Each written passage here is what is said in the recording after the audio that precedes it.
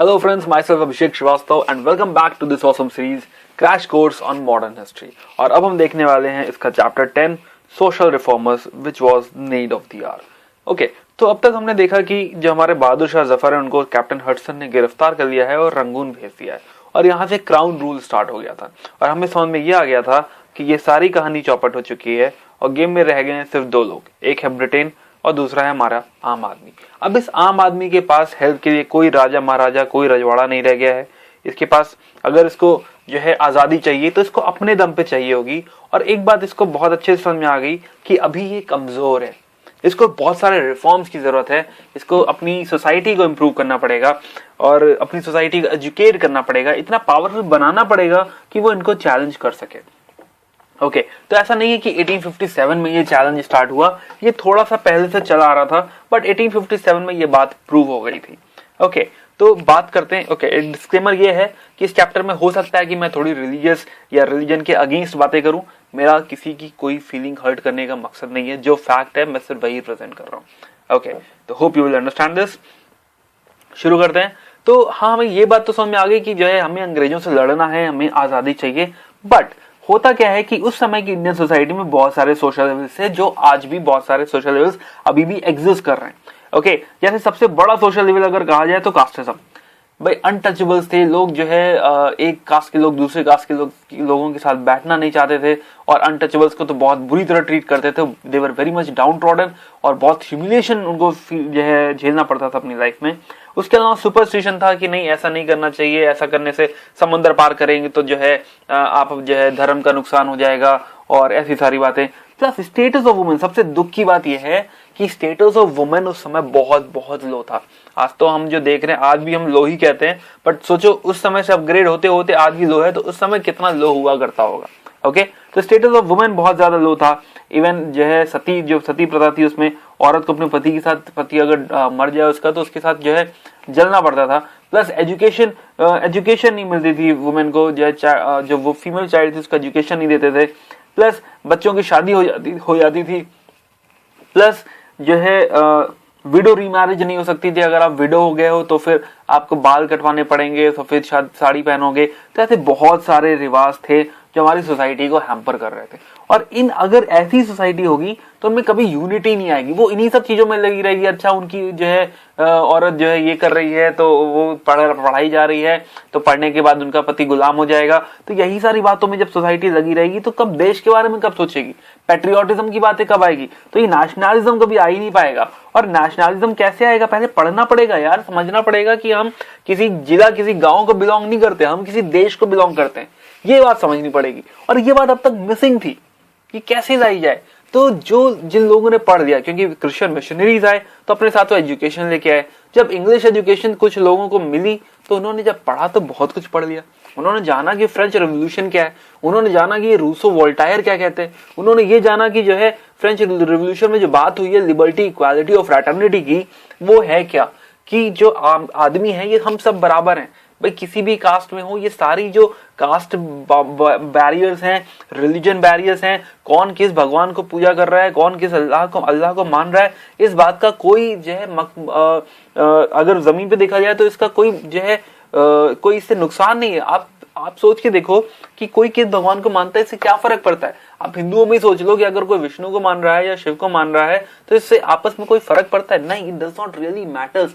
Same ऐसा ही है कि कोई अल्लाह को माने या भगवान को माने, इसमें कोई फर्क नहीं पड़ता। तो भगवान एक्चुअली मैटर नहीं कर रहे हैं, बट ये हमने सोसाइटी में क्या ये क्रिएट कर दिया है। और उस समय तो कुछ ज्यादा ही क्रिएटेड था, हिंदू मुस्लिम उतना क्रिएटेड नहीं था, बट आपस में जो वर्ण सिस्टम था वो बहुत ज्यादा प्रॉब्लमेटिक था। तो ये सोसाइटी ऐसी नहीं थी जो ब्रिटेन को चैलेंज कर सके, ब्रिटिशर्स को चैलेंज कर सके, because britishers are very modern, very very modern. उनको आप वो जो है उस समय इवोल्यूशन के उस पर देखें या सोसाइटी के उस पर देखें तो सोसाइटी पे इवोल्यूशन नहीं कहना चाहिए, सॉरी, सोसाइटी के उस पर देखें तो सोसाइटी में एक नॉच हमसे ऊपर थे वो। ओके, तो उनको पकड़ने के लिए हमको पढ़ना जरूरी था, एजुकेट करना अपने आप को जरूरी था। ओके, और इसमें अगर कोई सबसे बड़ा नाम और सबसे पहला नाम आता है वो आता है राजा राम मोहन रॉय को। इन्हें फादर ऑफ इंडियन रेनेसांस भी कहा गया है, क्योंकि इन्होंने शुरुआत करी थी, जिन्होंने इनको कम से कम दर्जनों लैंग्वेज आती थी। इन्होंने कुरान भी पढ़ी, इन्होंने बाइबल भी पढ़ी, इन्होंने वेद भी पढ़ी। इवन वेद को इन्होंने बंगाली में ट्रांसलेट करके पढ़ाया भी कि पढ़ के खुद देखो, बातें मत सुनो कि पंडित क्या कह रहा है, क्या समझाया जा रहा है कि ऐसा होता है, ये प्रकट हो जाते हैं, इन सब बातों में मत आओ। खुद अपना दिमाग लगाओ, लॉजिक लगाओ, रीजनिंग लगाओ और फिर समझो। और इनका ये कहना था कि ऐसा नहीं कि वेस्ट में सब कुछ अच्छा है और ऐसा नहीं कि ईस्ट में सब कुछ अच्छा है, कुछ ईस्ट में अच्छा है और कुछ वेस्ट में अच्छा है, दोनों के अच्छे अच्छे मिला दो और नया धर्म बनाओ, नई सोच बनाओ। ये इनका कहना था। तो मॉडर्नाइजेशन करो, लेकिन जो आपकी ट्रेडिशनल फिलोसफी सिस्टम है, जो स्पिरिचुअलिटी है आपके देश की, जो अच्छी बातें हैं, उनको रखे रहो। ओके इन्होंने जो है ये मोनोथिज्म के बहुत बड़े सपोर्टर थे। इनका कहना था कि जो है आप ये जो 10 तरह के भगवान की पूजा कर रहे हो, नहीं, एक भगवान की पूजा करो जो है। तो अगर एक ही भगवान होंगे तो क्या होगा कि आपस में फैक्शन नहीं पैदा होगा, तो एक भगवान होने चाहिए। सबसे मेन इनका फंडा ये था। दूसरी बात, इन्होंने वेद और जैसे मैंने कहा उपनिषद ट्रांसलेट करके बंगाली में ट्रांसलेट करके दिए कि नहीं आप जो है इसे खुद पढ़िए। प्लस परसेप्ट ऑफ जीसस इन्होंने लिखा, जो न्यू टेस्टामेंट था, इन्होंने इसको जो है क्रिश्चियनिटी को, क्रिश्चियन मिशनरीज के लिए लिखा था इन्होंने कि आप भी इससे कुछ सीखिए। और उन्होंने ये दर्शाया था कि आपके भी रिलीजन में कुछ कुछ फ्लॉज हैं that needs to be corrected. Okay 1814 में इन्होंने स्टार्ट करी आत्मीय सभा। मेन पर्पस यही है, देखो कोई भी रिफॉर्मर होगा उसका यही पर्पस है कि सोशल लेवल हटानी है और ये मोनोथिज्म प्रीच करना चाहते थे। Now the most important thing, 1828 में इन्होंने ब्रह्मो सभा स्टार्ट की। ब्रह्म समाज कह सकते हो, ब्रह्म सभा कह सकते हो। पर्पस ये था कि हिंदुज्म को प्यूरिफाई करना था। ओके इसके अलावा राजा राम मोहन जो रॉय वुमेन की स्टेटस के लिए बहुत ज्यादा जो है सपोर्टिव थे। वुमेन की एजुकेशन के लिए, विडो रिमैरेज के लिए। इनफैक्ट इनकी अपनी भाभी जी को जो है सती होना पड़ा था इन्हीं सब उसकी रिचुअल्स की वजह से। तो ये बहुत ज्यादा सेंसिटिव थे इस मामले को लेके। तो एबॉलिशन ऑफ सती पे इन्होंने बहुत काम किया। इवन लॉर्ड विलियम बेंटिक को कन्विंस करने में कि ये लॉ पास होना चाहिए, इनका बहुत बड़ा हाथ था। ओके एजुकेशन में इनका बहुत बड़ा हाथ रहा। इन्होंने वेदांता कॉलेज एस्टैब्लिश किया कलकत्ता में। डेविड हेयर थे उस समय, एक वॉच मेकर थे डेविड हेयर, डच के थे, और ये एक बनारस में हिंदू कॉलेज इन्होंने एस्टैब्लिश किया डेविड हेयर ने, उसमें इनका बहुत बड़ा हाथ था। ओके पॉलिटिकली विजनरी थे। इवन एक इंटरनेशनल पर्सन थे वो। इंटरनेशनल क्या हो रहा है, किस चीज को सपोर्ट करना चाहिए, किस चीज को सपोर्ट नहीं करना चाहिए, उसमें एक्टिव रहते थे, उसमें इंटरेस्ट लेते थे। और पॉलिटिकली जो भी इंडिया में घट रहा था उसमें ये इंटरेस्ट बहुत ज्यादा लेते थे। तो Raja Ram Mohan Roy very rightly called the father of Indian renaissance.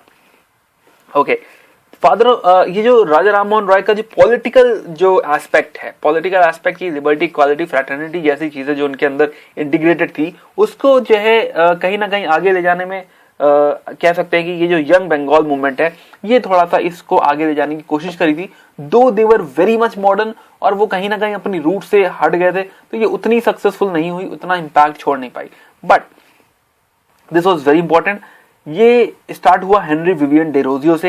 Henry Vivian Derozio Hindu college में पढ़ाते थे और हिंदू कॉलेज में ये सिखाते थे कि ये फ्रेंच रिवॉल्यूशन वाली बातें कि लिबर्टी होनी चाहिए, इक्वालिटी होनी चाहिए, फ्रैटर्निटी होनी चाहिए, हम सब बराबर हैं। तो ये इनके जो फॉलोअर्स थे बहुत ज्यादा मॉडर्न थे। राजा राम मोहन रॉय की लाइन में थे बट अपनी टाइम से कुछ ज्यादा ही आगे थे, इसीलिए उतना इफेक्ट इनका इंडियन सोसाइटी में नहीं पड़ा, but still it was something to be praised. Brahmo Samaj जो उनका स्पिरिचुअल साइड है, रविन्द्रनाथ टैगोर का स्पिरिचुअल साइड को आगे ले गया देवेंद्रनाथ टैगोर। काफी सालों तक ब्रह्मो समाज इतना इफेक्टिव नहीं रहा, बट 1843 में जब देवेंद्रनाथ टैगोर ने ब्रह्मो समाज को संभाला तो वहां से ब्रह्मो समाज फिर इफेक्टिव हो गया। उसको फिर आगे ले गया केशव चंद्र सेन। ओके तो हम उसमें डिटेलिंग में नहीं जा रहे, बट इनका मेन पर्पस क्या था कि विडो रिमैरेज में इनका हाथ रहा कि विडो रिमैरेज होनी चाहिए, वुमेन की एजुकेशन होनी चाहिए। इन्होंने एक तत्वबोधिनी सभा स्टार्ट करी थी और एक तत्वबोधिनी पत्रिका थी और इससे एसोसिएटेड थे ईश्वर चंद्र विद्यासागर और अक्षय कुमार दत्त। अभी जो ईश्वर चंद्र विद्यासागर है इनका भी वुमेन अपलिफ्टमेंट में एक बहुत बड़ा हाथ रहा है। इसमें हम डिटेल में नहीं जा रहे, बट स्टिल इतना समझ लीजिए कि ईश्वर चंद्र विद्यासागर अगर कहीं नाम आए तो ये समझ लीजिए वो बंदा है जो बाहर निकलता था घर से तो अपना कोट, गर्म कोट दे देता था जो भी पहला भिखारी मिल जाए। इसके पास कभी गर्म कोट नहीं रहा, ये हालत थी। ओके देन प्रार्थना समाज, उसी लाइन पे एक दूसरा समाज स्टैब्लिश किया डॉक्टर आत्माराम पांडुरंग 1867 में। इनका भी सिमिलर जो है मोटिव है कि पॉलिथिज्म नहीं होना चाहिए और कास्ट ऑर्थोडॉक्सी नहीं होनी चाहिए, और जो प्रीस्टली डोमिनेशन है जो पंडित बताते हैं कि नहीं ऐसा होना चाहिए, इससे ये ग्रह की दशा बदल जाती है, उससे वो हो जाता है, ये डोमिनेशन गलत है। आप जो खुद पढ़ो, खुद जानो और उस चीज को फॉलो करो। इसको बाद में प्रार्थना समाज को ज्वाइन किया था एमजी रानाडे और आरजी भंडारकर ने। एमजी राणा ने बाद में पॉलिटिकली बहुत एक्टिव थे, ही is one of the moderates, famous moderates. Okay, अगला नाम आता है रामकृष्ण परमहंस का। 1840s में एक परमहंस मंडली हुआ करती थी बॉम्बे में, तो इन्होंने रिलीजियस रिफॉर्म वहां पे बहुत ज्यादा जो टेकअप किया, और इन्हीं के शिष्य हैं विवेकानंद। विवेकानंद का नाम तो कम से कम हम सब जानते हैं, विवेकानंद। तो ये भी जो है सिस्टम उसी लाइन पे है, कास्ट सिस्टम, आइडोलेट्री, ऑर्थोडॉक्सी, इन सब चीजों के अगेंस्ट काम कर रहे हैं। विवेकानंद ने अपने ही मतलब अपने ही गुरु का जो मैसेज था उसको आगे बढ़ाने की, प्रोपोगेट करने की कोशिश करी। योग में या किसी भी तरह की नॉलेज में, कोई भी लैंग्वेज, इन सब चीजों की बहुत अच्छी जानकारी थी विवेकानंद को। He was highly learned. Okay, तो 1893 ये फेमस है, और कई जगह सवाल पूछा जा चुका है कि 1893 में जो वर्ल्ड कॉन्फ्रेंस ऑफ रिलीजन्स हुई थी शिकागो में, उसमें इन्होंने जो है भाषण दिया था, जो काफी फेमस है, काफी जो है इफेक्टिव रहा है। और अभी जब मोदी जो है गए थे यूएसए में, और मेडिसन स्क्वायर वगैरह में स्पीच दी थी उन्होंने, तो उनको इसी चीज से कंपेयर किया जा रहा था। ओके, फिर उन्होंने पेरिस में भी एक Congress of history of religions हुआ था, उसको भी अटेंड किया था। प्लस इन्होंने ये डिक्लेयर किया कि जो वेदांता है, वेदांता जो वेदों का जो सार है, दैट इज फुली रैशनल, और उसको फॉलो करना चाहिए। मोस्ट इंपॉर्टेंटली इन्होंने रामकृष्ण मिशन स्टार्ट किया, मठ स्टार्ट किया। ये जो है ये सोशल कॉज के लिए जो है डेडिकेटेड है, सोशल वर्क करते हैं। इनका हेडक्वार्टर कोलकाता के पास है, बेलूर में। ओके, अगले इंपॉर्टेंट नाम है दयानंद सरस्वती, जिन्होंने स्टार्ट किया था आर्य समाज। ये पहले बंदे हैं जिन्होंने स्वराज्य का नाम दिया था। इन्होंने कहा था India for India, Dayanand Saraswati. Okay, इन्होंने शुद्धि मूवमेंट स्टार्ट करी थी। क्यों? क्योंकि बहुत सारे हिंदूज थे जिनको जबरदस्ती क्रिश्चियन मिशनरीज ने कन्वर्ट करा दिया था, तो उनको वापस कन्वर्ट करने के लिए, घर वापसी करवाने के लिए शुद्धि मूवमेंट स्टार्ट करी थी हमारे दयानंद सरस्वती साहब ने। बट इनकी डेथ के बाद ये दो पार्ट में बढ़ गया था। एक पार्ट था गुरुकुल सेक्शन, जो हमारे स्वामी श्रद्धानंद संभाल रहे थे, और दूसरा था कॉलेज सेक्शन, जो लाला लाजपत राय और हंसराज जी के पास था। और ये जो लाला लाजपत राय जी वाला सेक्शन है, यही है जिनके डीएवी स्कूल चलते हैं। ओके, देन थियोसॉफिकल सोसाइटी, ये एक्चुअली ब्लावाट्स्की, जैसे ये तो रट लो, ब्लावाट्स्की और ऑलकॉट ने फाइंड आउट करी थी 1875 में इन न्यूयॉर्क। लेकिन बाद में ये इंडिया आ गई थी, और मद्रास के पास एक जगह है अद्यार, वहां पे हेडक्वार्टर था इसका। तो ये यूनिवर्सल ब्रदरहुड वगैरह टीच कर रहे हैं, सिमिलर लाइन है, वही सारी बातें हैं। इसमें इंपॉर्टेंट ये है कि थियोसॉफिकल सोसाइटी में एनी बेसेंट ने ज्वाइन किया था बाद में, और 1893 में ये इंडिया आ गई थी। इनका मेजर रोल है हमारी फ्रीडम स्ट्रगल में, वो हम आगे बात करेंगे। Okay, then Jyotiba Phule. He was the one who fought for the downtrodden people in Maharashtra. इन्होंने सत्य शोधक समाज स्टार्ट किया था, और इन्होंने एक किताब लिखी थी गुलामगिरी। बहुत कहते हैं कि बहुत ब्रेवली लड़े थे, बिना किसी समाज के डर से, बिना किसी लोग क्या कहेंगे इन सब के डर से। विडो रिमैरिज के लिए, वुमेन के एजुकेशन के लिए इन्होंने अपनी वाइफ को जो है पढ़ाया था। तो he is the person who is very much appreciated.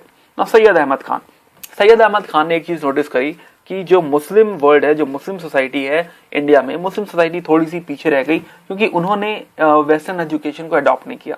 तो इन्होंने अपनी जिंदगी डेडिकेट कर दी कि किसी तरह मॉडर्न आइडियाज और मॉडर्न एजुकेशन मुस्लिम्स अडॉप्ट कर दें। और 1875 में इनके जो मेहनत थी वो रंग लाई। इन्होंने खोले Mohammedan Anglo oriental college eight Aligarh, और यही वो कॉलेजेस हैं जिनको आज हम अलीगढ़ मुस्लिम यूनिवर्सिटी के नाम से जानते हैं।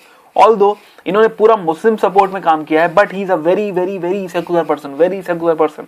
ओके, ये चीज नहीं भूलनी चाहिए हमें कि बहुत ज्यादा सेकुलर थे। इनका कहना था कि जब हम सेम धरती पे रह रहे हैं, सेम नदियों का पानी पी रहे हैं, सेम खाना खा रहे हैं, तो हम कहीं से भी अलग नहीं है, चाहे वो हिंदू हो चाहे मुसलमान हो। ओके, हाँ, इन्होंने जो मना किया था कि ठीक है पॉलिटिक्स ज्वाइन मत करो, मुसलमानों को कम मना किया था कि आप पॉलिटिक्स मत ज्वाइन करो, क्योंकि इनका कहना था कि अभी मुसलमान रेडी नहीं है पॉलिटिक्स के लिए। Okay, Bhimrao Ambedkar is well known for the depressed class के लिए जो उन्होंने काम किया था। एक बहिष्कृत हथकरघी सभा स्टार्ट करी थी। बहिष्कृत भारत एक जो है फोर्टनाइटली मैगजीन है, प्लस एक जनता मैगजीन है। समाज समता संघ स्टार्ट किया था, जो ये कहता है कि सभी बराबर हैं, कोई भी ऊपर नीचे नहीं है। पीपल एजुकेशन सोसाइटी ने स्टार्ट करी थी ताकि जो अनटचेबल्स है उनको पढ़ाया जा सके। ओके, पॉलिटिकली ये बहुत एक्टिव रहे हैं। पॉलिटिकल एक्टिविटीज इनकी हम आगे देखेंगे अभी फ्रीडम स्ट्रगल में। तो यहां तक हमने देखा कि कॉमन इंडियन जो है वो किस तरह से प्रिपेयर कर रहा है, अपनी जो भी कमियां हैं, जो भी इविल से उनको दूर कर रहा है। और धीरे धीरे क्या होगा कि जो है कुछ लोग निकलेंगे जो लॉयर्स होंगे, कुछ डॉक्टर्स होंगे, एजुकेटेड लोग होंगे, और ये सब मिलकर कोशिश करेंगे कि हम ब्रिटेन को चैलेंज कर सके। तो वो कहानी देखते हैं कि अब कैसे ये जो कॉमन इंडियन है पॉलिटिकली एक्टिव होके ब्रिटेन को चैलेंज करता है। ओके, तो for further story keep watching. Thank you for watching. Hello friends, welcome back to this awesome series Crash Course on Modern History, and now we will see this chapter 11, ये Indian national Congress का Inception और उसके दो factions, moderates और extremist, ये थोड़ा आज समझेंगे। तो अब तक हमने जैसे बात करी है कि सारे राजा महाराजा खत्म हो चुके हैं, सब हार चुके हैं और लड़ाई में सिर्फ दो लोग बाकी हैं, एक है ब्रिटेन और दूसरा है हमारा आम आदमी। लास्ट चैप्टर में बात कर रहे थे कि इस आम आदमी ने अपने आप को अपग्रेड किया। जैसे आपने जब ये एग्जाम की तैयारी शुरू करी थी तो आपको कुछ नहीं आता था, बट इस कंपटीशन को बीट करने के लिए आप अपने आप को अपग्रेड कर रहे हैं। तो वैसे ही इस लड़ाई को जीतने के लिए ये लोग अपने आप को अपग्रेड कर रहे हैं। ओके, तो लास्ट चैप्टर में हम बात कर रहे थे कि जो इनके अंदर सोशल लेवल्स हैं, जो आपस में कास्ट की प्रॉब्लम्स हैं, वो धीरे धीरे इरेडिकेट करने की कोशिश कर रहे हैं। तो मैं ये नहीं कह रहा कि वो सब इरेडिकेट हो गए, वो आज भी इरेडिकेट नहीं हुआ है, बट स्टिल बहुत सारे लोग ऐसे थे जो समझ गए थे कि नहीं ये जो है इविल है, इनसे दूर रहो, और पॉलिटिकली अवेकन होने लगे थे। तो अब बात होती है पॉलिटिकल अवेकनिंग की। ओके, तो एक तो 1857 में हमने समझ लिया था कि ब्रिटेन हमारे लिए बिल्कुल भी अच्छा नहीं है, वो किस तरह से हमें एक्सप्लॉइट कर रहा है। दूसरा, बहुत सारे दुख थे, वो ग्रीवांसेस की हम बात ऑलरेडी कर चुके हैं। Plus western thought and education जो इंडिया में आ गई थी, लोग पढ़ रहे थे और जो लिबर्टी, इक्वालिटी, फ्रैटर्निटी, ये सारी बातें जो समझने की कोशिश कर रहे थे, ह्यूमन राइट्स की बातें समझने की कोशिश कर रहे थे, तो ये जो इंडिया में आ गया था। प्लस प्रेस एंड लिटरेचर से ये जो बातें फैल रही थी, लोग जो है एडिटोरियल लिख रहे थे कि नहीं जो है ये गलत हो रहा है, ये सही हो रहा है, ये पॉलिसी जो ब्रिटेन की है ये कैसे कैसे परेशान कर रही है। तो इससे जो फीलिंग्स एक पब्लिक ओपिनियन टाइप की बन रही थी, और प्लस जो सोशल रिफॉर्मर्स, हमारे रिलीजियस रिफॉर्मर्स थे, इनकी ये सारी मेहनत से हुआ क्या कि इंडिया में पॉलिटिकल अवेकनिंग होने लगी। जो नेशनलिज्म की फीलिंग थी, जो अब तक मिसिंग थी, जो हम ये भारत के लोग ये नहीं समझ रहे थे कि वो भारत का पार्ट है। फॉर देम कुछ लोग कहते हैं नहीं हम यूपी के रहने वाले हैं, तो हम बंगाल के रहने वाले हैं, हम जो है साउथ के रहने वाले हैं। तो वो जो फीलिंग थी, अब वो फीलिंग तो कहीं सबड्यूड होके एक नेशनलिस्ट फीलिंग में डेवलप हो रही थी कि नहीं हम इंडिया का पार्ट है, ओके, एक लार्जर होल को बिलोंग करते हैं। तो पॉलिटिकल अवेकनिंग हुई, तो कई सारी political organisation I before Congress, जैसे कि दादा भाई नौरोजी मोस्ट इंपॉर्टेंट नाम। अगर हम स्टार्टिंग की बात करें तो जो दादा भाई नौरोजी का बहुत इंपॉर्टेंट रोल रहा है। 1866 में इन्होंने एक ऑर्गेनाइजेशन स्टार्ट करी, ईस्ट इंडिया एसोसिएशन इन्होंने स्टार्ट करी थी लंदन में, कि वहां पे जो है लोगों से बात करेंगे, वहां की जो पार्लियामेंटेरियंस हैं उनको बताएंगे कि कैसे कैसे इंडिया में लोग सफर कर रहे हैं, ताकि जो इंडियन क्वेश्चन है वहां पे थोड़ी पब्लिक ओपिनियन बने इंडियंस के लिए, और वहां अब जो नया रूल आए वो इंडियंस को हेल्प करने के लिए आए। उसी तरह एमजी राणा डे, जैसे हम लास्ट में बात कर चुके हैं एज अ रिफॉर्मर, तो पूना सार्वजनिक सभा इन्होंने स्टार्ट करी थी। उसी तरह सुरेंद्र नाथ बैनर्जी मोहन बोस की इंडियन एसोसिएशन ऑफ कैलकाटा, आनंद चालू की मद्रास महाजन सभा इन्होंने 1884 में लाए, और फिरोज शाह मेहता बदरुद्दीन तैयबजी की बॉम्बे प्रेसिडेंसी इन 1885। फैक्चुअल है, याद करने की जरूरत नहीं है, एक बार देखते रहोगे तो कहीं टिक मारने में कभी याद आ जाएगा। ओके, तो ये सब ऑर्गेनाइजेशंस करते करते करते जो है हमारे एक इंग्लिश सर्वेंट थे एओ ह्यूम, तो he was a humanitarian, he had a great love for India. तो एओ ह्यूम ने जो है ये फाउंड करा, उनका आइडिया था कि नहीं एक कांग्रेस बनानी चाहिए, एक इंडियन नेशनल कांग्रेस बनानी चाहिए। तो इसका पहला सेशन हेल्ड हुआ बॉम्बे में, जिसके चेयरमैन बने डब्ल्यूसी बैनर्जी। टोटल 72 डेलीगेट्स इसको अटेंड कर रहे थे। तो यहां से एक नेशनल बॉडी मिली इंडिया को, एक नेशनल बॉडी मिली, नेशनल स्ट्रक्चर मिला, नेटवर्किंग मिली, कि यहाँ के यूपी के रिफॉर्मर्स या फिर यूपी के जो पॉलिटिकल लीडर्स हैं वो बॉम्बे से कनेक्ट हो सके, सूरत से कनेक्ट हो सके, पुणे से कनेक्ट हो सके। उसी तरह बंगाल जो उस समय सबसे इंटेलेक्चुअल कहा जा सकता है, वो बाकी की इंडिया से कनेक्ट हो सके। ओके, तो मेन ऑब्जेक्टिव क्या था, ये जो इंडियन नेशनल कांग्रेस बनी थी, इनका मेन ऑब्जेक्टिव क्या था कि जो इंडिया भर के जो पॉलिटिकल लीडर्स हैं उनको आपस में कनेक्ट करो, उनके आइडियाज शेयर करो। ओके, प्लस एक नेशनल यूनिटी लाओ, जो है प्राइड है कि नहीं हम महाराष्ट्रियन है, हम मराठी हटी है तो मराठी है, और तो हम बंगाली हैं। तो ये जो है फीलिंग है उसको थोड़ा सा जो है सेकेंडरी रख के एक नेशनल यूनिटी की बात करने की कोशिश करी थ्रू दिस ऑर्गेनाइजेशन। प्लस जो पॉपुलर डिमांड्स है, कोई भी चीज गलत हो रही, भाई आर्म्स एक्ट आया है, वर्नाकुलर प्रेस एक्ट आया है, कोई भी एक्ट आया है, तो उसके खिलाफ जो डिमांड है उस चीज को पेश करो ब्रिटेन के सामने। प्लस एक पब्लिक ओपिनियन, धीरे धीरे पब्लिक ओपिनियन ट्रेन करो। अभी लोगों को पता ही नहीं है कि गलत क्या है सही क्या है, तो एक पब्लिक ओपिनियन जरूरी है कि हाँ क्या इंडिया के लिए जरूरी है, प्लस एक नेशनल बॉडी होगी तो सोशल रिफॉर्म्स हो सकेंगे। तो ये मेन ऑब्जेक्टिव थे इंडियन नेशनल कांग्रेस के। तो इंडियन नेशनल कांग्रेस स्टार्ट होता है 1885 से, और उनको 3 मेन पार्ट में बांट सकते हैं। ओके, तो 1885 यानी स्टार्टिंग से 1905 का जो टाइम है, ये जो 20 साल का टाइम है, देखो ब्रॉड कैटेगराइजेशन है ताकि याद करने में आसानी रहे। तो 1885 से 1905 का जो कैटेगराइजेशन है, कहते हैं कि ये मॉडरेट एरा है। ये लोग जो है ये मॉडरेट्स हैं। बात करेंगे बहुत कौन है इसमें, तो इसमें मेन है दादा भाई नौरोजी हमारे, एमजी रानडे, गोपाल कृष्ण गोखले, देन बदरुद्दीन तायाब जी, और ये मैडम है ओके गांगुली मैडम है ये। ओके, एक्सट्रीमिस्ट सेकेंड है, आते हैं एक्सट्रीमिस्ट जो 1905 से 1915, छोटा सा टाइम है लेकिन very very effective, very very very very very effective. इसमें एक ट्रायो है लाल बाल पाल, बाल गंगाधर तिलक, लाला लाजपत राय और बिपिन चंद्र पाल, और एक चौथा बंदा है औरोबिंदो घोष, जो पीछे से जो है जो कहते हैं मास्टर माइंड है, जो पीछे काम कर रहा है, that is Aurobindo Ghosh. Okay, 1915 के बाद कमान संभाल लेते हैं महात्मा गांधी, 1915 से थोड़ा बाद में। ओके, तो कमान संभाल लेते हैं नेशनल महात्मा गांधी। ये जो पिरामिड है ये दिखा रहा है कि मॉडरेट्स का जो पॉलिटिकल बेस था, ये जो मास आउटरीच था, ये थोड़ा कम था, एक्सट्रीमिस्ट का और ज्यादा था, और गांधी जी का बहुत ज्यादा मास आउटरीच था। ओके, तो स्टार्ट करते हैं मॉडरेट से। मॉडरेट्स का हमने बात करी 1885 से 1905। पहली बात कि इनका मेन जो एम था कि पॉलिटिकल और सोशल रिफॉर्म्स हो सके, ठीक है, प्लस पॉलिटिकल रिफॉर्म तो चाहिए लेकिन कॉन्स्टिट्यूशनल मेथड से चाहिए, इसमें कोई मारपीट नहीं चाहिए, मारपीट नहीं करनी हमको बहुत जो है डिसेंटली अंग्रेजों से मांगना है कि सर जो है एडमिनिस्ट्रेशन में इंडियन ज्यादा होने चाहिए, सर प्लीज जो है एग्जीक्यूटिव को जुडिशरी से सेपरेट रखो, सर प्लीज ऐसे स्टेप लो कि स्टेट का वेलफेयर हो सके, सर प्लीज एग्रीकल्चर बैंक्स बना दो, सर ये सोशल रिफॉर्म्स की हमको जरूरत है, सोशल रिफॉर्म्स ले आओ, सर इंडिया के एजुकेशन के लिए कुछ करो। तो ये हर चीज में सर है, प्यार मोहब्बत है, कॉन्स्टिट्यूशनल मीन्स है, पेटिशंस है, लेटर लिखे जा रहे हैं।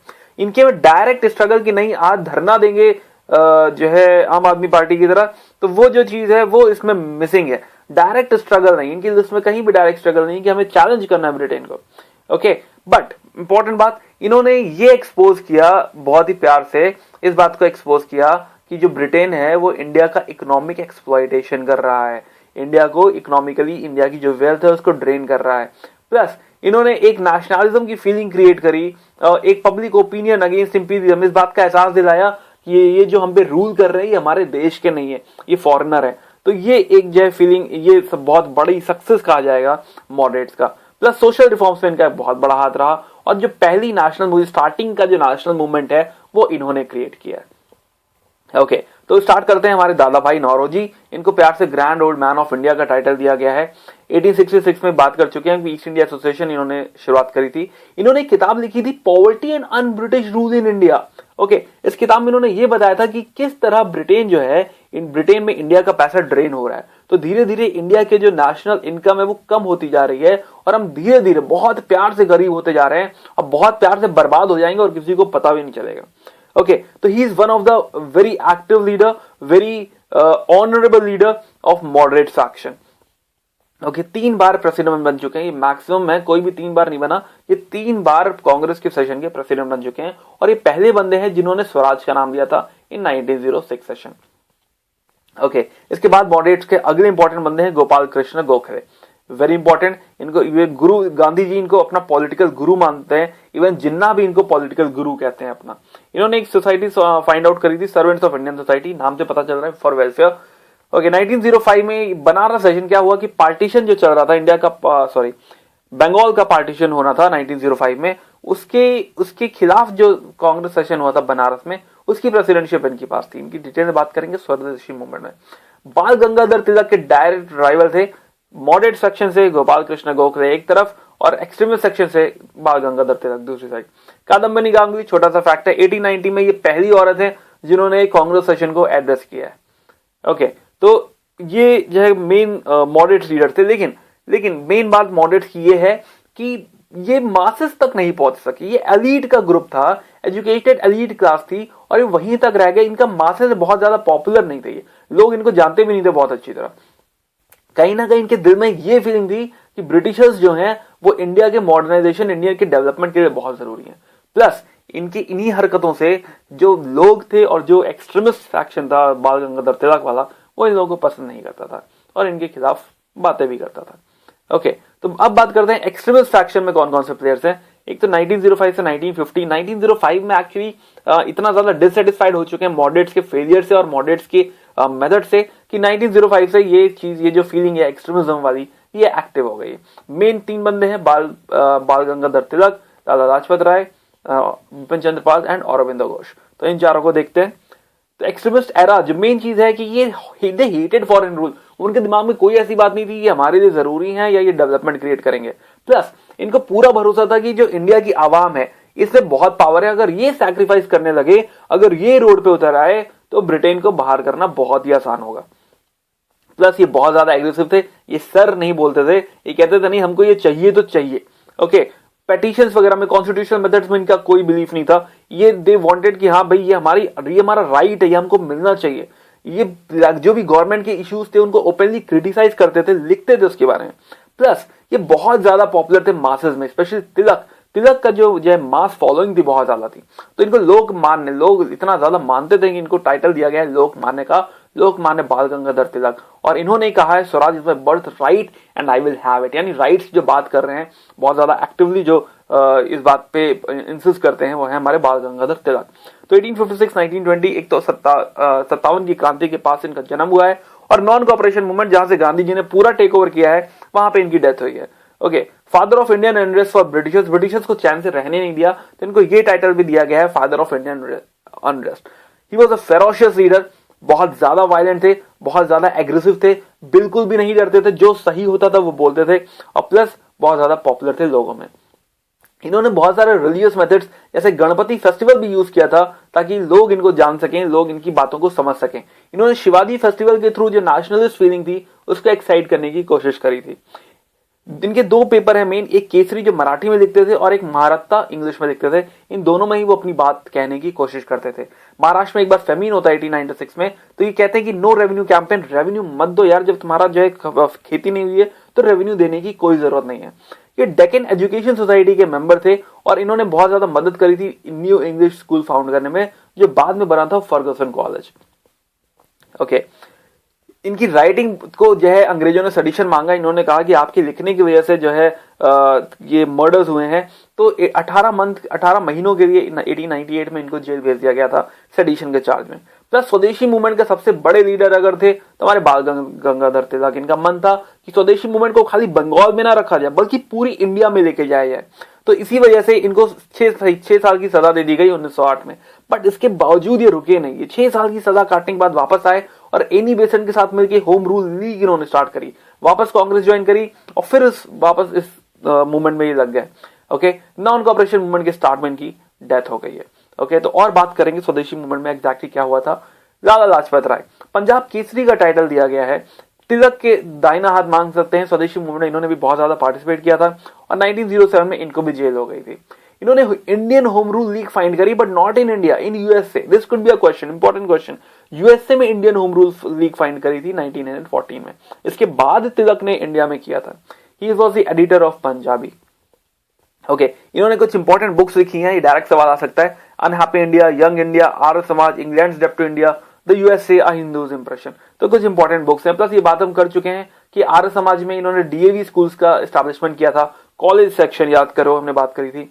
1921 में इन्होंने एक सोसाइटी फाइंड आउट करी, servants of people society at Lahore.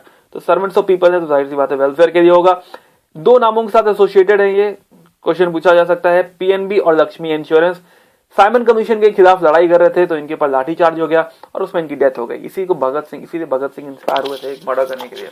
Okay, Bipin Chandrapal को father of revolutionary thought in India कहा जाता है। इन्होंने एक वीकली स्टार्ट किया था, परिदर्शक। बंगाल पब्लिक ओपिनियन और ट्रिब्यून के दोनों एडिटर रहे हैं ये। वंदे मातरम, अरबिंदो घोष का पेपर था वंदे मातरम, उसके साथ ये भी एडिट करते थे।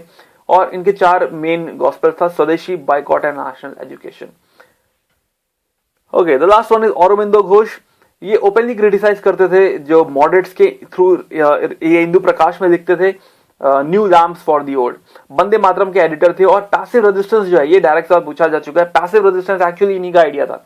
ओके, 1906 में इनके 4 ऑब्जेक्टिव इन्होंने जो है कांग्रेस सेशन में रखे थे, swaraj, swadesh, boycott and national education. Bengal national college के प्रेसिडेंट बने 1906 में। Then he was arrested in Kennedy murder case, और उसके बाद इन्होंने पौंडीचेरी में आश्रम खोल दिया था। इनकी मेजर राइटिंग्स है life divine, synthesis of yoga, Savitri, a legend and a symbol. Okay, तो अब हमारे पास नए प्लेयर्स रह गए हैं, मॉडरेट्स एंड एक्सट्रीमिस्ट। आगे देखते हैं, keep watching, thank you. Hello friends, myself Abhishek Srivastava and welcome back to this awesome series Crash Course on Modern History। और आज हम देखेंगे ये चैप्टर 12 मॉडरेट्स का एरा। ओके, तो अब तक हमने ये देखा कि जो कॉमन इंडियन है उसने अपने आप को अपग्रेड कर लिया है, वो पॉलिटिकली भी एक्टिव हो गया है, पॉलिटिकली पार्टिसिपेट करने लगा है। बहुत सारे पॉलिटिकल लीडर्स बने जिनको हमने दो पार्ट में बांटा था लास्ट चैप्टर में, एक मॉडरेट्स और एक एक्सट्रीमिस्ट। तो आज हम मॉडरेट्स को देखने वाले हैं कि मॉडरेट्स के टाइम में 1885 से 1905 में इंडिया में क्या हो रहा था और ये क्या कर पाए। ओके, तो मॉडरेट्स का जो टाइम है जिसमें हमने बात करी थी दादा भाई नौरोजी की, एमजी रानडे, गोपाल कृष्ण गोखले, बदरुद्दीन तैयब जी और मैडम गांगुली। ओके, तो होता क्या है कि 1892 में, याद करिए ये भी हम पढ़ चुके हैं कि 1892 में जो लेजिस्लेटिव काउंसिल थी इसको एक्सपैंड किया गया। तो लेजिस्लेटिव काउंसिल का एक्सपेंशन ये जो है डिमांड कर रहे थे मॉडरेट्स की, सर लेजिस्लेटिव काउंसिल का एक्सपेंशन होना चाहिए और ज्यादा इंडियंस को उसमें आना चाहिए, इलेक्शन होना चाहिए। तो ये एक थोड़ा सा जो इनकी बात मान ली गई थी कि लेजिस्लेटिव काउंसिल का एक्सपेंशन हो गया था, प्लस यहाँ पे इलेक्शन की बात आ गई थी। 1892 में लिमिटेड और इनडायरेक्ट इलेक्शन का प्रोविजन आ गया था। तो ये जो है एक सक्सेस मानी जाती है मॉडरेट्स की, इनकी ये जो पेटिशन थी, जो कॉन्स्टिट्यूशनल मेथड्स थे, ये थोड़े से सक्सेसफुल हुए थे। ओके, इसके बाद बात करते हैं 1897 में एक प्लेग आया था, प्लेग हुआ था पुणे में। तो ये वन ऑफ द जो है ग्लोबली जो रिकॉग्नाइज्ड बड़े प्लेग्स जिससे बहुत डेथ हुई थी, वो उनमें से एक प्लेग था। और क्या होता है कि प्लेग में लोग जो है, जो उसका विक्टिम होता है, जो डिजीज होता है, उसको छुपाने की कोशिश करते हैं। तो एक कमीशन बनाया गया था अंडर WC रैंड जो इसको रिकॉग्नाइज करा था, बट इन्होंने बहुत सारी एट्रोसिटीज कमिट करी इस कमीशन में, और ये कहा जाता है कि उनके ऊपर रेप जो है, रेप का भी एक्यूजिशन है WC रैंड पे। तो होता क्या है कि चापिकल ब्रदर्स WC रैंड को मार देते हैं। ओके, तो इनकी जो है ये चापिकल ब्रदर्स की जो है वो भी नहीं करी जाती, इनका ट्रायल भी नहीं किया जाता, उस बात को प्रूव भी नहीं किया जाता कि इन्होंने ही मारा है या किसी और ने मारा है, और इनको जो है हैंग कर दिया जाता।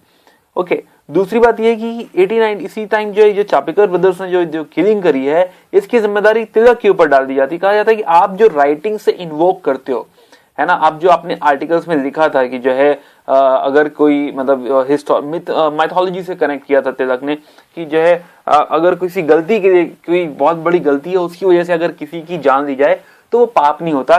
तो ये इस राइटिंग से इंस्पायर होके उन्होंने ये सेडिशन उन्होंने ये असैसिनेशन कॉज किया है। तो इस क्राइम को तिलक के सेडिशन सेडिशन कहा गया था और उनको इसके लिए जेल भेजा गया था। ओके, इसी बीच जो है एक लॉ पास किया गया कि अगर आप कुछ ऐसा लिखते हैं या ऐसा करते हैं जो फीलिंग्स एक्साइट करे अगेंस्ट द गवर्नमेंट, देन आपके खिलाफ एक्शन लिया जा सकता है। ओके, देन इन 1904 एक इंडियन ऑफिशियल सीक्रेट एक्ट आया। इसका मेन पर्पस ये था कि उस समय जो प्रेस थी, स्पेशली तिलक जैसे महारथा और केसरी में बहुत ही एक्साइटिंग आर्टिकल्स लिखा करते थे, बहुत ही फेरोशियस, बिना किसी डर के लिखा करते थे, जो क्रिटिसाइज करते थे गवर्नमेंट को भी। तो वो उस चीज को कंट्रोल करने के लिए ये एक्ट आ गया था। तो ये फ्रीडम ऑफ एक्सप्रेशन के अगेंस्ट था और ये भी लोगों को पसंद नहीं आया, प्लस एक्सट्रीमिस्ट को तो बिल्कुल पसंद नहीं आया। एक और इंडियन यूनिवर्सिटीज एक्ट हुआ आया था। तो क्या होता है कि उस समय जो यूनिवर्सिटीज थी उनमें स्टूडेंट्स जो थे वो धीरे धीरे नेशनलिज्म की फीलिंग की तरफ जा रहे थे। तो एक कह सकते हैं कि नेशनलिज्म जो इंडिया में आ रहा था वो इन कॉलेजेस के थ्रू आ रहा था। तो इन यूनिवर्सिटीज के इस एक्शन को कर्ब करने के लिए एक इंडियन यूनिवर्सिटीज एक्ट आया था, ताकि इन यूनिवर्सिटीज की ऑटोनॉमी को चेक किया जा सके, उसमें जो नेशनलिज्म ग्रो हो रहा है उसको चेक किया जा सके। ओके, इसी बीच जो लॉर्ड कर्जन है, हमारे जो इंडिया के जो वाइसरॉय थे वो उस समय लॉर्ड कर्जन थे। लॉर्ड कर्जन को बिल्कुल भी कांग्रेस पसंद नहीं थी, उनको ना कांग्रेस की बातें पसंद थी ना कांग्रेस का एटीट्यूड पसंद था। वो कहते थे कि नहीं, मैं इंडिया छोड़ने से पहले कांग्रेस को खत्म करके जाऊंगा। तो जब इनको दूसरा एक जो है सेशन दिया जाता है, इनका जो टर्म रिवाइज किया जाता है और इनको 1905 तक रीइंस्टेट किया जाता है, तो जून 1905 में कर्जन डिक्लेयर करते हैं पार्टीशन ऑफ बंगाल। और ये जो डिक्लेरेशन है इनका, इसी पार्टीशन के अगेंस्ट जो पहला बड़ा स्ट्रगल इंडिया में होता है, दैट इज स्वदेशी मूवमेंट। तो यहां से अभी बात करेंगे स्वदेशी मूवमेंट की बाद में। ओके, तो हुआ ये कि मॉडरेट्स जो अब तक है कोई कंक्रीट आउटपुट नहीं दे पाए, प्लस इनकी कोई मास पॉपुलैरिटी नहीं है, plus extremist function already active हो चुका था। ओके, एजुकेशन इंडिया में बहुत ज्यादा हो गई थी, काफी एजुकेटेड क्लास बन चुकी थी, प्लस उनको उतना एम्प्लॉयमेंट मिल नहीं पा रहा था, तो दे वर अनसेटिस्फाइड जो एजुकेटेड क्लास थी। और वो जो है जब एम्प्लॉयमेंट नहीं मिलेगा और आप पढ़े लिखे होंगे तो क्या होगा कि हो सकता है कि आप रिवोल्यूशन या फिर रेडिकलिज्म की तरफ जाओ। तो ये थोड़ा इंडिया में हो रहा था, बहुत सारे रिवोल्यूशनरी इस समय हुए थे। प्लस उसी बीच क्या हुई, कई सारे इंटरनेशनल इवेंट्स हुई, जैसे कि जापान का राइज हुआ, एक एशियन कंट्री जो 1870 के बाद राइज करता है और इंडस्ट्रियली बहुत तेजी से यूरोप को टक्कर देने लगता है। तो ये एक प्रूफ था कि ऐसा नहीं है कि खाली ब्रिटेन ही जो है इंडस्ट्रियली मॉडर्नाइज हो सकता है या फिर जो है अच्छा ग्लोबली अच्छा परफॉर्म कर सकता है, एक एशियन कंट्री भी अच्छा परफॉर्म कर सकती है।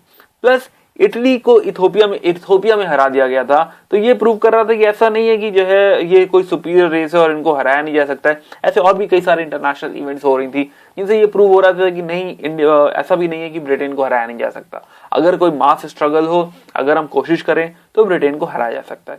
तो होता यह है कि ये जो टाइम है, ये जो टाइम ड्यूरेशन है लगभग 20 साल का, इसमें मॉडरेट्स एक पब्लिक ओपिनियन तो क्रिएट करते हैं, नेशनलिस्ट मूवमेंट स्टार्ट कर पाते हैं, बट स्टिल कोई कंक्रीट आउटपुट, कोई सेटिस्फैक्टरी रिजल्ट नहीं दे पाते। तो इसीलिए क्या होता है कि 1905 में जब इतना सब होने के बाद जब बंगाल का पार्टीशन होता है ना, बंगाल इज अ प्लेस जहां पे सबसे पहले क्रिश्चियन मिशनरीज आए थे, जहां पर सबसे पहले एजुकेशन आई थी, इंग्लिश एजुकेशन आई थी, जहां पे जो पहले से ही रिच था, तो एजुकेशनली भी बंगाल बहुत रिच है, बहुत रिच था। तो जो इनिशियली जो इतने भी जो है बड़े बड़े लीडर्स हुए, जैसे टैगोर हो गए, सुरेंद्रनाथ बैनर्जी, देवेंद्रनाथ टैगोर, राजा राम मोहन रॉय, ये सारे के सारे बंगाली हैं। तो ये जो कैसा कहा जा सकता है कि नेशनलिज्म बंगाल में ग्रो हो रहा था। तो बंगाल ब्रिटेन के लिए सबसे बड़ा प्रॉब्लम था। तो बंगाल को डिवाइड करना, उसमें जो है उनको आपस में लड़ाना, डिवाइड एंड रूल वाली जो पॉलिसी थी कि इस तरह डिवाइड करो कि हिंदू और मुसलमान आपस में लड़ पड़े, तो ये पॉलिसी इंप्लीमेंट करना था उनको, और इसीलिए बंगाल वो पार्टीशन करना चाह रहे थे। हालांकि वो कह रहे थे कि नहीं, अब बंगाल बहुत बड़ा है और उसको एडमिनिस्ट्रेशन में दिक्कत हो रही है, that is the reason we want to partition it, but that is not the truth. हुआ ये कि वो चाहते थे कि नहीं, ये लोग आपस में कुछ फंस जाएं, हम जो है मुस्लिम्स को थोड़ा सपोर्ट कर दें तो हमारी साइड मुस्लिम्स आ जाएं और हिंदू जो है अलग हो जाएं, या फिर आपस में इनमें कुछ लड़ाई हो, राइट्स हो, और हम ये जो नेशनलिज्म है, जो धीरे धीरे ये लोग रिवोल्ट की तरफ बढ़ रहे हैं, जो नेशनल मूवमेंट है, जो पब्लिक ओपिनियन है, जो एडिटोरियल्स में इतनी खतरनाक बातें ब्रिटेन के ये लिखी जा रही हैं, गवर्नेंस के अगेंस्ट लिखी जा रही हैं, इसको धीरे धीरे अगर खत्म करना है तो पहले बंगाल का गला दबाना पड़ेगा। तो इसलिए पार्टीशन ऑफ बंगाल इन्होंने डिक्लेयर किया था कर्जन ने। बट क्योंकि जब सारे इंटेलिजेंट लोग बंगाल में हैं, सारी मूवमेंट बंगाल में है, और अगर आप उसको दबाने की कोशिश करोगे तो जाहिर सी बात है एक मास अपराइजिंग होगी, तो उसको रिवोल्ट किया जाएगा। तो ये 1905 में जब ये होता है तो ये एक मास अपराइजिंग, ये रिवोल्ट की तरफ बढ़ता है, और ये रिवोल्ट हैंडल करना मॉडरेट्स की बस की बात नहीं होती है। तो यहीं पे एरा धीरे धीरे मॉडरेट्स के हाथ से निकलने लगता है, और जो कांग्रेस की जो कमांड होती है वो एक्सट्रीमिस्ट के हाथ में आ जाती है। ओके, तो हमने ये देखा कि जो कॉमन इंडियन था, जो मॉडरेट्स के रूप में आगे बढ़ रहा था, इन्हें रियलाइज हुआ कि नहीं, ये मॉडरेट से नहीं हो पाएगा, गेम एक्सट्रीमिस्ट के हाथ में आ जाता है। तो अगले चैप्टर में देखेंगे कि जो एक्सट्रीमिस्ट का एरा है इसमें ये लोग क्या क्या अचीवमेंट्स कर पाते हैं। ओके, तो keep watching. Hello friends, myself Abhishek Srivastava and welcome back to this awesome series crash course on modern history. और आज हम देखेंगे एक्सट्रीमिस्ट एरा किस तरह से स्टार्ट होता है, और स्वदेशी मूवमेंट जो पहली बड़ी मूवमेंट है 1857 की क्रांति के बाद, उसमें देखेंगे कि कैसे क्या हो रहा है। ओके, तो शुरू करते हैं। तो अब तक हमने जो बात करी हुई है, जिसमें हम ये समझ रहे थे कि ब्रिटेन और आम आदमी की लड़ाई है, जिसमें आम आदमी अपने आप को अपग्रेड करके स्टार्ट करता है Indian national Congress. Indian national Congress का पहला फैक्शन मॉडरेट्स, जो हमने लास्ट चैप्टर में देखा था, जिनका मेन एरा 1885 टू 1905 रहा है, ये एरा खत्म हो चुका है, बट अभी हैंडओवर नहीं हुआ है। तो अभी हमें देखना है कि किस तरह से हैंडओवर होता है और स्वदेशी मूवमेंट क्या है।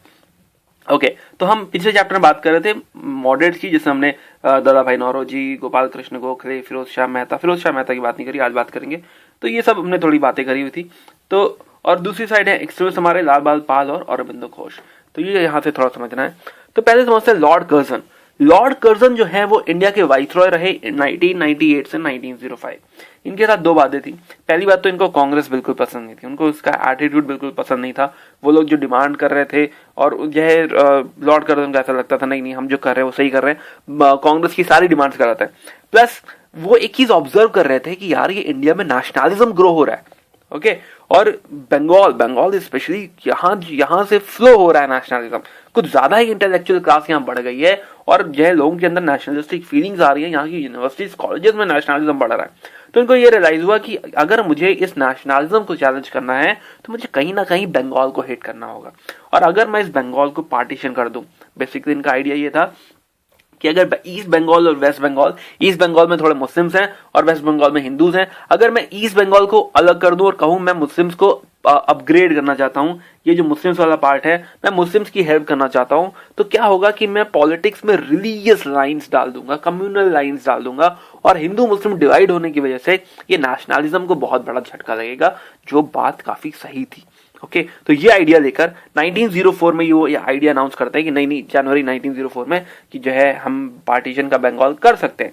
जुलाई 1905 लगभग 1.5 साल बाद वो कहते हैं नहीं हम पार्टीशन बंगाल करने वाले हैं, डिक्लेयर करता है वो, और 16 अक्टूबर 1905 डेट याद कर लो, ये इंपॉर्टेंट है, 16 अक्टूबर 1905 बंगाल का पार्टीशन कर दिया जाता है। कहा जाता है कि ये बहुत बड़ा स्टेट है, इतना बड़ा स्टेट हम हैंडल नहीं कर सकते, एडमिनिस्ट्रेशन में दिक्कत हो रही है, इसीलिए पार्टीशन कर रहे हैं, अदरवाइज हमारा और कोई मोटिव नहीं है। बट उनका एक्चुअल मोटिव था डिवाइड एंड रूल। ओके तो 1904, तो इसको थोड़ा क्रोनोलॉजिकली समझते हैं धीरे धीरे कि क्या हो रहा है। तो 1904 में जैसे हमने कहा कि idea of partition was announced, जैसे ही ये आइडिया आया तो editors like Surendranath Banerjee and Krishna Kumar Mitra, Surendranath Banerjee उस समय चलाते थे बंगाली और कृष्ण कुमार मित्रा का पेपर था संजीवनी, इन दोनों ने, और भी थे राइटर्स हितबंदी वगैरह, तो इन लोगों ने बहुत ज्यादा इस चीज का अगेंस्ट में लिखा, लोगों को जागरूक किया कि नहीं ये जो है कोई एडमिनिस्ट्रेटिव डिसीजन नहीं है, ये सिर्फ और सिर्फ क्या है डिवाइड एंड रूल करना चाह रहे हैं, हिंदू और मुसलमान को अलग करना चाह रहे हैं, तो सिर्फ इनका मकसद ये है। ओके इंडियन नेशनल कांग्रेस इसको अपोज करती है और जगह जगह प्रोटेस्ट मीटिंग स्टार्ट हो जाती हैं, इसके अगेंस्ट बातें करना स्टार्ट हो जाता है, पेटिशन लिखी जाती है, जैसे मॉडरेट्स की आदत थी कि भाई तुरंत चिट्ठी लिखो, नहीं सर गलत कर रहे हो, please sir I shall be highly obliged, जो है अगर आप ऐसा कर लेते हैं जैसे हम लिखते हैं चिट्ठियों में, तो ये कहते नहीं सर वापस ले लो, गवर्नमेंट ऑफ इंडिया को चिट्ठी लिखते हैं, सेक्रेटरी ऑफ स्टेट जो ब्रिटेन में बैठा हुआ है जो इंडिया को रन कर रहा है उस सेक्रेटरी ऑफ स्टेट को भी चिट्ठी लिखते नहीं सर प्लीज पार्टीशन मत करो, हम हिंदू मुस्लिम एक हैं, प्लीज ऐसा मत करिए, ऐसी बहुत सारी बातें करते, बट इस प्लीज का कोई फर्क नहीं पड़ता। ओके 1904 के दिसंबर में कांग्रेस सेशन होता है बॉम्बे में कांग्रेस सेशन होता है और इसका चीफ रखे जाते हैं हेनरी कॉटन एक्चुअली पहले असम के असम के चीफ कमिश्नर रह चुके थे, और कांग्रेस को लगता है कि अगर इनको हम बनाएंगे अपना हेड तो जाहिर सी बात है कि ये जो है इस बात को समझेंगे कि नहीं ये पार्टीशन नहीं होना चाहिए। ओके सो एज रिजाल्ट वो आइडिया को अपोज करते हैं कि नहीं पार्टीशन नहीं होना चाहिए, बट इसका कोई फर्क नहीं पड़ता है। ओके तो ये जो है हेनरी कॉटन है और प्लस यहाँ फिरोज शाह मेहता बैठे हुए हैं, पीछे गोपाल कृष्ण गोखले खड़े, तो 1904 का सेशन है जो कि बॉम्बे में हुआ ना। 1905 जैसा कि डिसाइडेड था, कर्जन डिक्लेयर करते हैं कि मैं पार्टीशन ऑफ बंगाल करने जा रहा हूं। जैसे वो डिक्लेयर करते हैं मैं करने जा रहा हूं, उसी में एक महीने बाद 7 अगस्त को एंटी पार्टीशन मूवमेंट स्टार्ट कर देती है कांग्रेस इस चीज के अगेंस्ट में मूवमेंट स्टार्ट करती है, जिसके मेन लीडर्स जैसे कि हमने बात करी सुरेंद्रनाथ बैनर्जी और Krishna Kumar Mitra, plus of course Gopal Krishna Gokhale इसमें लीडर हैं। एक्सट्रीमिस्ट लीडर जो हैं वो यहाँ पे लीड नहीं कर रहे, जो एक्सट्रीमिस्ट जो पॉलिटिशियंस है वो यहाँ लीड नहीं कर रहे, असिस्ट कर रहे हैं, अभी तक उनका एरा स्टार्ट नहीं हुआ था। ओके कैलकाटा में टाउन हॉल है, वहां पे डिमॉन्स्ट्रेशन होता है जिसके against anti partition movement, but ये सारी चीजों को किनारे रखे लॉर्ड कर्जन कहते हैं कि the Bengal is partition, Bengal का पार्टीशन हो चुका है, ये सब लोग देखते रह जाते हैं। ओके तो ये एक बड़ा झटका लगता है, जैसे ही ये पार्टीशन होता है कांग्रेस डिक्लेयर करती है कि नहीं this is a day of national morning, हम इसको जो है शोक दिवस के रूप में मनाएंगे, हम सब लोग व्रत रखेंगे, हमारे घरों के चूल्हे नहीं जलेंगे, प्लस के पूरे कैलकाटा में हड़ताल होगी, कोई ऑफिस स्कूल कुछ नहीं जाएगा, लोग नंगे पांव चलेंगे, गंगा में जाके स्नान करेंगे, नहाएंगे एक साथ और इस चीज को दिखाएंगे कि हाँ हम एक दूसरे से बहुत प्यार करते हैं। प्लस रविन्द्रनाथ टैगोर का एक सॉन्ग था अमार सोनार बंगला उस समय जो है घर घर गाया जाने लगता है, लोग बाद में यही अमार सोनार बंगला बांग्लादेश का नेशनल एंथम बनेगा। ओके नाउ बंकिम चंद्र चटर्जी का एक नॉवल था आनंद मठ में एक पोएम है वंदे मातरम सड़क सड़क का गाना बन जाता है, हर जगह वंदे मातरम के नारे लगाए जाने लगते हैं। प्लस हिंदू मुस्लिम रक्षाबंधन मनाते हैं, एक दूसरे को राखी बांधते हैं, ये दिखाने के लिए कि मैं एक हम एक दूसरे से कितना प्यार करते हैं।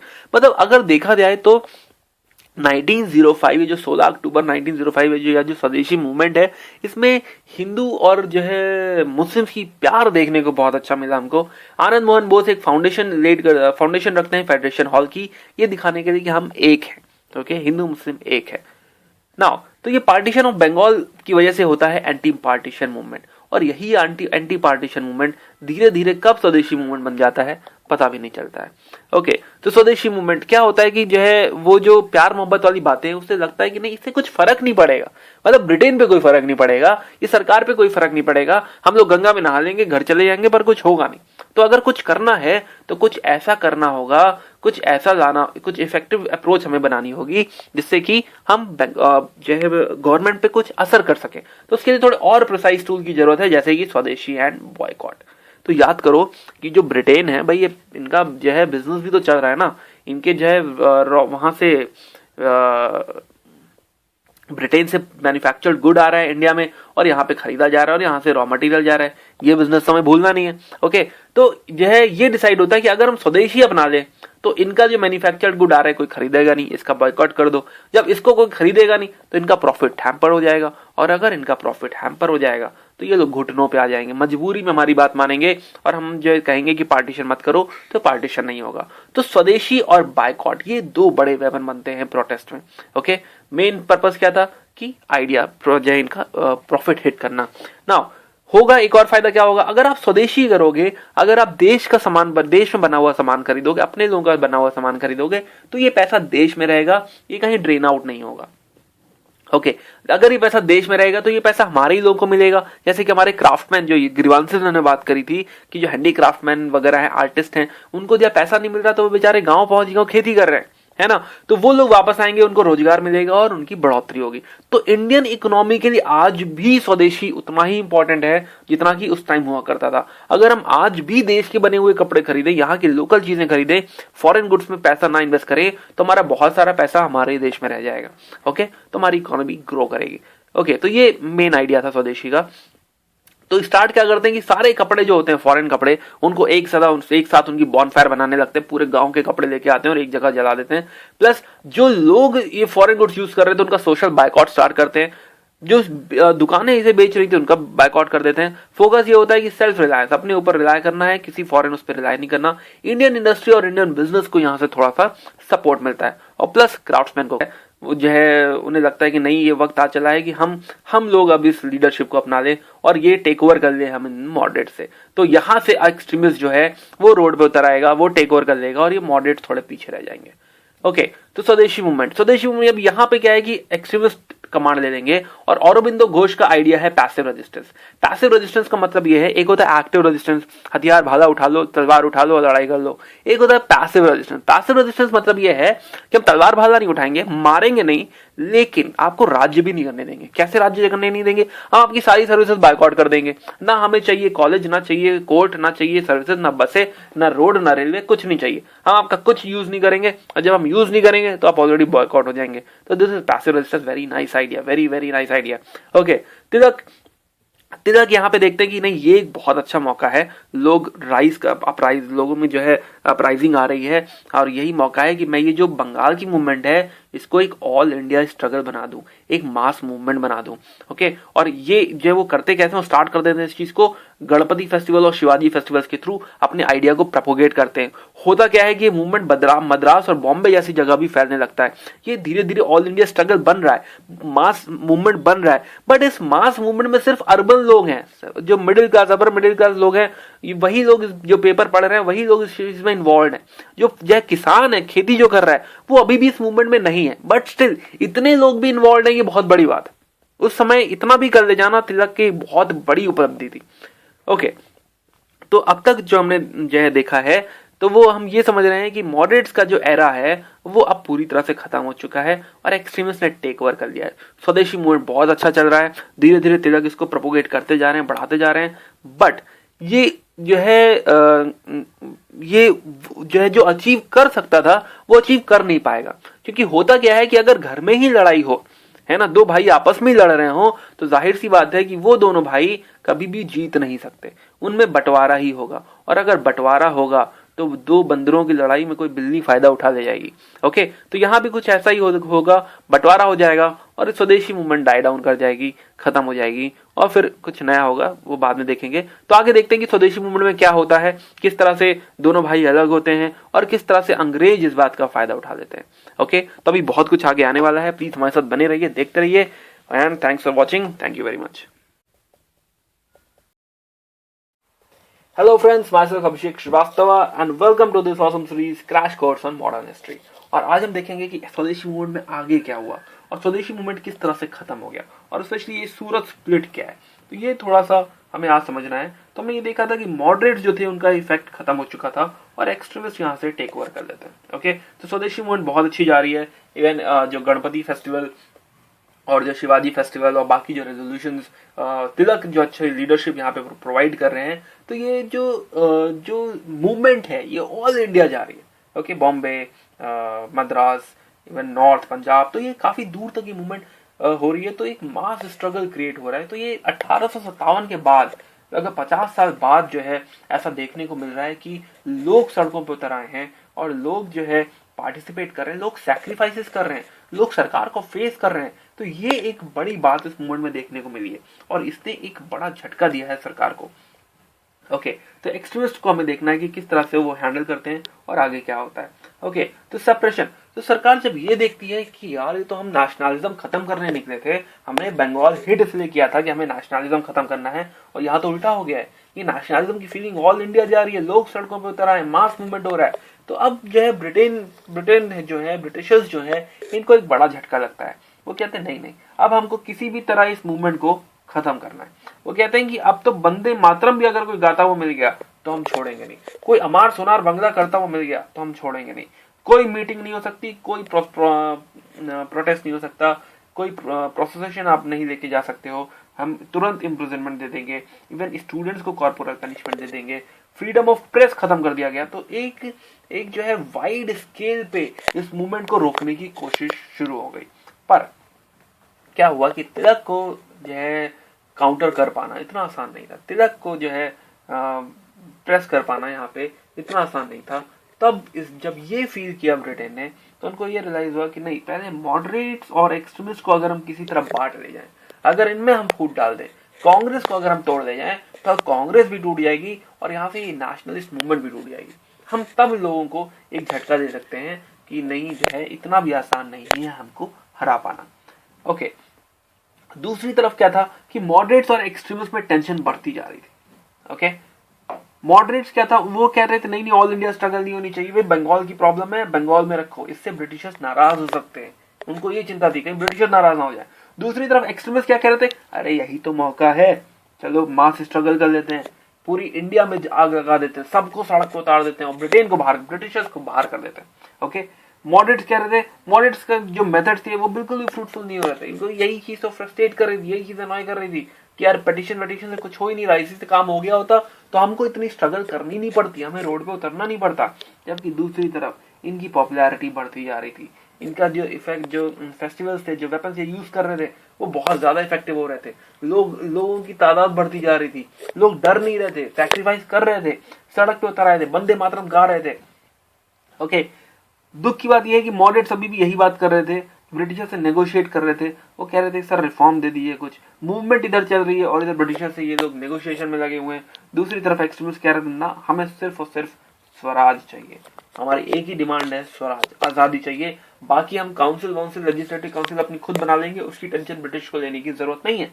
ओके, तो यहाँ पे टेंशन चल रहा था, इस टेंशन को बढ़ाने का काम किया हमारे लॉर्ड मिंटो साहब ने और हमारे जॉन मॉडलर साहब ने।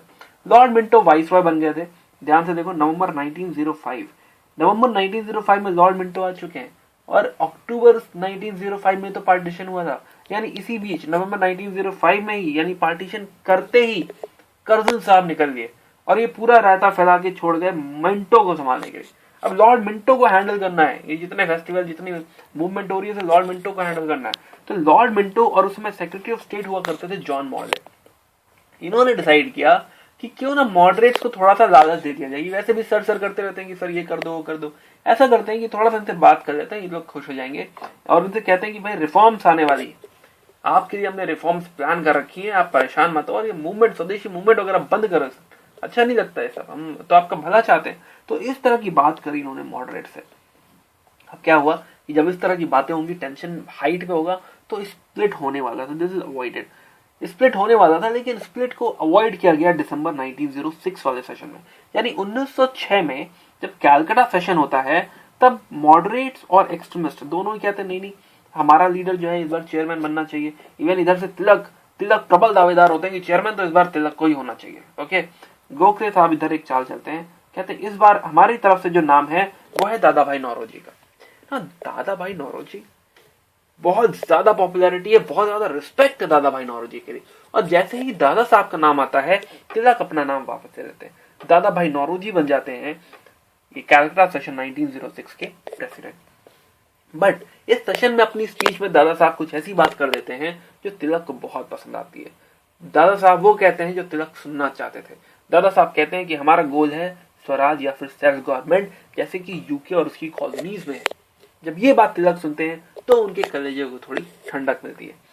और यहाँ कॉम्प्रोमाइज में 4 रेजोल्यूशन पास की जाते हैं, स्वदेशी, बॉयकॉट, स्वराज और national education.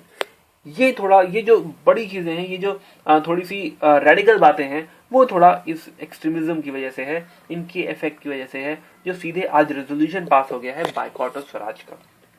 Okay, under this national education resolution 15 अगस्त 1906 में एक national council of education setup किया जाता है और एक नेशनल कॉलेज स्टार्ट करते हैं जिनके प्रिंसिपल बनते हैं हमारे औरोबिंदो घोष।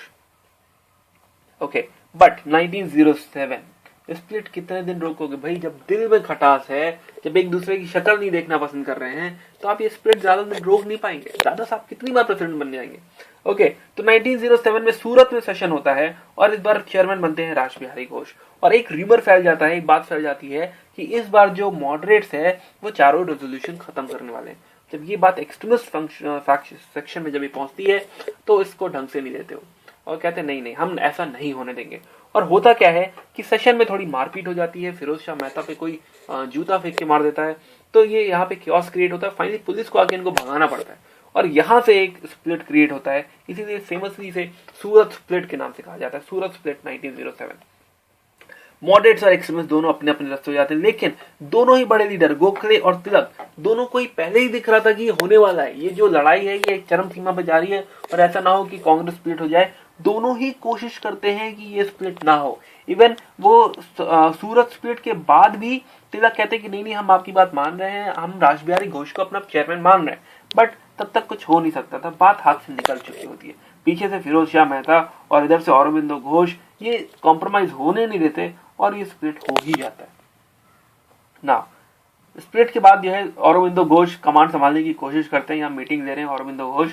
और मॉडरेट्स के एंड पे अगर देखें तो मॉडरेट्स के एंड पे इनको मॉडल रिफॉर्म दे दिया जाता है 1909 में। क्या आप रिफॉर्म मांग रहे थे? ये लो ये रिफॉर्म। इस रिफॉर्म में जैसा लोग चाह रहे थे लेजिस्लेटिव काउंसिल को थोड़ा एक्सपैंड किया जाए, हाँ थोड़ा एक्सपैंड कर देते हैं, प्लस साथ में एक मिर्ची दे देते हैं सेपरेट इलेक्टोरेट्स की। सेपरेट इलेक्टोरेट्स मतलब जैसे हम बात कर चुके हैं, सेपरेट इलेक्टोरेट्स मॉडल रिफॉर्म कहते हैं इसे। लेजिस्लेटिव काउंसिल एक्सपैंड तो हुई है, लेकिन सेपरेट इलेक्टोरेट्स आ गए। इसमें मुस्लिम कॉन्स्टिट्यूएंसीज को अलग डिफाइन कर दिया गया। इसमें कहा गया कि 6 मुस्लिम कॉन्स्टिट्यूएंसीज हैं जिसमें से सिर्फ और सिर्फ मुस्लिम इलेक्शन लड़ सकता है और सिर्फ मुस्लिम जीत सकता है। यानी यहाँ पर पॉलिटिक्स में रिलीजन को थोप दिया गया है। ये वो साल है 1909, या आप ये कह सकते हो कि जो पार्टीशन वाला जो काल है, ये वो काल है जब पॉलिटिक्स में हिंदू मुस्लिम किया गया है। ओके, यहाँ पे ये जो कम्युनल लाइंस डाल दी गई हैं, रिलीजियस लाइंस डाल दी गई हैं पॉलिटिक्स में, जो कि आगे कंटिन्यू करती हैं। और यहीं पे पाकिस्तान की सीड बो दी गई है। यहीं पे जो है पहली बात ऐसी कर दी गई है जो आगे जाके जो है तय करेगी कि हाँ पाकिस्तान इंडिया से अलग हो जाए। ओके, क्योंकि यहीं पे बन चुकी है मुस्लिम लीग। 1906 में ढाका रेजोल्यूशन पास होता है। ये एक्चुअली देखो मोहम्मदन एजुकेशनल कॉन्फ्रेंस थी, जो पहले जो सैयद अहमद खान की जो अलीगढ़ मूवमेंट थी उसी का पार्ट था। बट सर सैयद अहमद खान का कहना था कि हमें पॉलिटिक्स में पार्टिसिपेट नहीं करना है क्योंकि अभी हम इतना रिफॉर्म हो नहीं पाए। बट 1906 जब ये स्वदेशी मूवमेंट चल रहा होता है तब ढाका में एक रेजोल्यूशन पास होता है और उसको तब्दील कर दिया जाता है ऑल इंडियन मुस्लिम लीग में, जो कि एक पॉलिटिकल पार्टी है जिसका काम है मुस्लिम राइट्स का ध्यान रखना, मुस्लिम्स कहीं पिछड़ ना जाए। ओके, तो इसके फाउंडेशन में बहुत बड़ा हाथ रहा है मिस्टर आगा खान का और ढाका के नवाब ख्वाजा सलीमुल्लाह खान का। ओके, तो एक मुस्लिम लीग सेटअप हो गई है जो कि हिंदू मुस्लिम पॉलिटिक्स में मुस्लिम ऐसा वर्ड आ रहा है, ऐसी बात हो रही है, यही एक बहुत शर्मिंदगी की बात हो जाती है। ओके, इस समय आज तो ये कॉमन है। ओके, दूसरी तरफ अगर हम बात करें, एक बात रह गई थी एक्सट्रीमिस्ट की। एक्सट्रीमिस्ट क्या होता है कि इनका जो प्रोटेक्शन मॉडरेट्स इनको प्रोवाइड कर रहे हैं वो प्रोटेक्टिव शील्ड चली जाती है, इनके न्यूज़पेपर्स को सप्रेस कर दिया जाता है और इनके जो लीडर्स होते हैं इनके लीडर्स को जेल में डाल दिया जाता है। ओके, तो होता क्या है कि 1907 में पहले लाला लाजपत राय और अजीत सिंह को जेल में डाल दिया जाता है, मैंडले भेज दिया जाता है। जब वहां से वापस आते हैं तो लाला साहब ब्रिटेन चले जाते हैं। 1908 में कृष्ण कुमार मित्रा और अश्विनी कुमार दत्त को जेल में डाल दिया जाता है। पर सबसे बड़ा झटका तब लगता है जब 1908 में तिलक को 6 साल की जेल हो जाती है। तिलक जो मास में सबसे ज्यादा पॉपुलर है, जिनकी सबसे ज्यादा जब बात सुनी जाती है, सारे आइडियाज भी इन्हीं के हैं, है ना, सारा संचालन भी इन्हीं का है, एक्सट्रीमिस्ट का मेन लीडर तिलक है, और उठा के इनको 8 साल की जेल दे दी गई। अरविंदो घोष को भी जेल में डाल दिया गया। तो बचा कौन फिर? तो एक वैक्यूम क्रिएट हो जाता है, क्योंकि इस वैक्यूम को मॉडरेट लीडर फुलफिल नहीं कर सकते, क्योंकि मॉडरेट लीडर को तो कोई जानता ही नहीं है, उनकी वो मास पॉपुलैरिटी नहीं है।